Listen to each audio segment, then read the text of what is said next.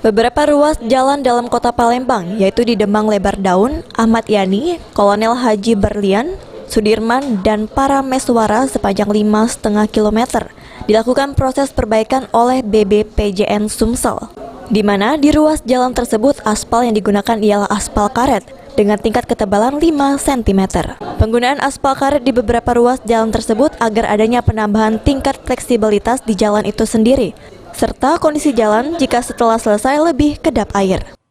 Setengah kilo. Gimana aja Pak? Ini di Berlian, di Sudirman, di Demang Lebar Daun, Ahmad Yani. Ini supaya ada tingkat fleksibilitasnya menambah, dan juga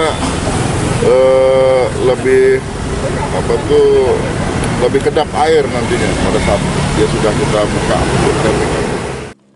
Totalnya sendiri saat ini lebih kurang 9 km. Ruas jalan dalam kota Palembang sedang dilakukan perbaikan oleh BBPJN Sumsel, di mana selain menggunakan aspal karet, penggunaan aspal biasa juga digunakan khususnya di 4 km ruas jalan yang tidak termasuk dalam penggunaan aspal karet itu sendiri. Firman Hidayat, PAL TV.